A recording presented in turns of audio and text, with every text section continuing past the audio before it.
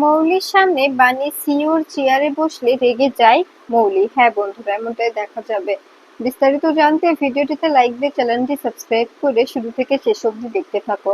গল্পের শুরুতেই দেখা যাবে বিক্রম দেবের সঙ্গে কথা বলে বাড়িতে এসেই নতুন করে প্ল্যান সাজিয়ে ফেলে মৌলি। এরপরে সবার সামনে বলতে থাকে বানি ও অনিরুদ্ধ কিছুতে একসঙ্গে থাকতে পারে না। যদি বানি ও অনিরুদ্ধ একসঙ্গে থাকে, আমার বিশ্বাস যে বানি অনিরুদ্ধ দুজনে মিলে এই লড়াইটা জিতবে। কারণ কারণ অনিরুদ্ধ বাণীকে সমস্ত কিছু বুঝিয়ে দেবে। আর আমি চাই না যে কোনো রকম পক্ষ বিরোধিতা হোক। আর আমি চাই এই কম্পিটিশনটা যত সমানে সমানে হয়। এই কথা শুনে তখন দেখা যায় অবাক হয়ে যায় ঈশানী। ঈশানী বলতে থাকে, কি বলতে চাইছিস তুই মৌলি?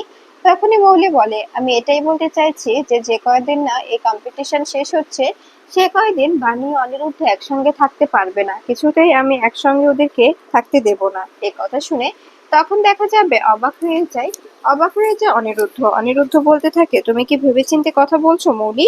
বানির এই অবস্থা, বানি প্রেগনেন্ট, এ সময় আমি বানিকে একা ছেড়ে দেব? তুমি ভাবলে কি করে? তখনই এই কথা শুনে দেখা যাবে মৌলি বলতে থাকে, কেন একা ছাড়তে পারবে না? কেন একা তো ছাড়তেই হবে। আমি কোনোভাবে রিস্ক নিতে পারবো না যে তুমি বাণীকে হেল্প করবে আর আমি সেটা মেনে নেব। কিছুতেই নয়।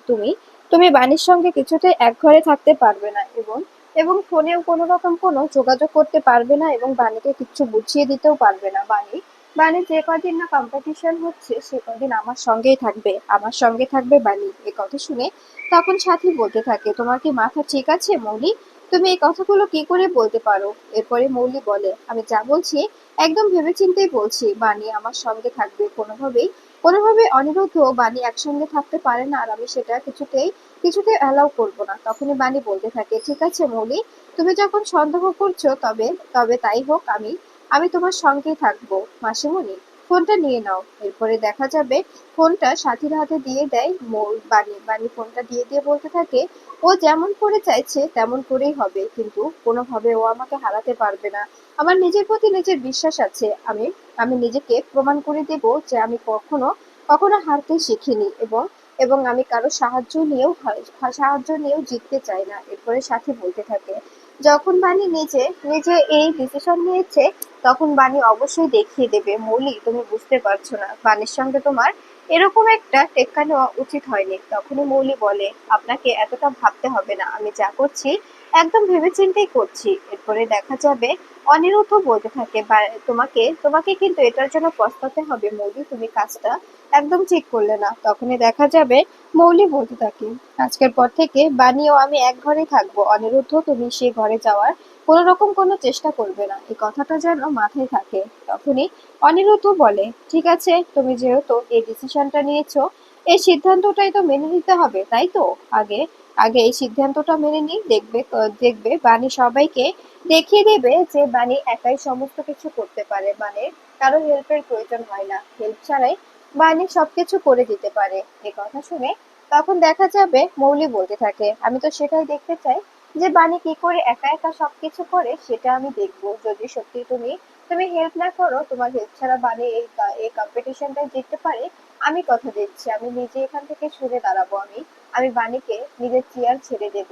এরপরে দেখা যাবে এই বলে তখনই বাণী বলে, ঠিক আছে, তুমি কিন্তু কথা দিচ্ছ মৌলি, আমি যদি নিজেকে প্রমাণ করতে পারি তবে কিন্তু তুমি আর কোনো ঝামেলা করবে না, কোনো রকম ঝামেলা চাইবে না। এরপরে দেখা যাবে মৌলির ঘরে নিজের জিনিসপত্র নিয়ে চলে আসে বাণী। ঠিক তখনই অনিরুদ্ধ এসে মৌলিকে ডাকতে থাকে, আর মৌলি দরজা খুলতে অনিরুদ্ধ বলতে থাকে, আসলে আসলে বাড়ির ওষুধপত্র গুলো ছিল ঘরে, ও এগুলো আনতে ভুলে গেছে। আর ওষুধগুলো তো আমিই খাওয়াই, তাই আমি ওষুধগুলো দিতে এসেছি।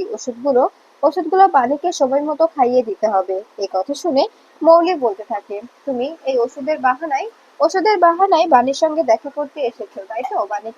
বাণীকে সবকিছু বুঝিয়ে দিতে এসেছো, কিন্তু সেটা কোনোভাবেই সম্ভব না। অনিরুদ্ধ, তুমি এই ওষুধগুলো আমাকে দিয়ে দাও। ঠিক তখনই তানিয়া এসে বলতে থাকে, কি হচ্ছে এসব? বাবা যেহেতু মায়ের কাছে যেতে পারবে না, আমি তো যেতে পারবো, তাই না বাবা? তুমি ওষুধগুলো আমাকে দিয়ে দাও, আমি নিজেকে মাকে খাইয়ে দিচ্ছি। এরপরে মৌলি বলতে থাকে, হ্যাঁ তানিয়া, তুমি যেতে পারো, এতে কোনো মানা নেই। এরপরে তানিয়া বাণীকে ওষুধ খাইয়ে দিয়ে বলতে থাকে, আমি যাচ্ছি, আমি গিয়ে আমি গিয়ে সমস্ত কিছু অফিসে ঠিকঠাক করে নিই। এরপরে দেখা যাবে ভোরবেলায় এসে মৌলি চেয়ারে বসে পড়ে বাড়ি। এটা দেখে রেগে যায় মৌলি। মৌলি বলতে থাকে, এসবের মানে কি? সিওর চেয়ারে তো আমার বসার কথা, তবে বানি কেন বসেছে? তখনই দেখা যাবে অনিরুদ্ধ বলতে থাকে, পাশে আরেকটা চেয়ার আসছে মৌলি, তুমি ওখানটাতে বসে পড়ো, এটাই নিয়ম, এখানে বসে পড়ো।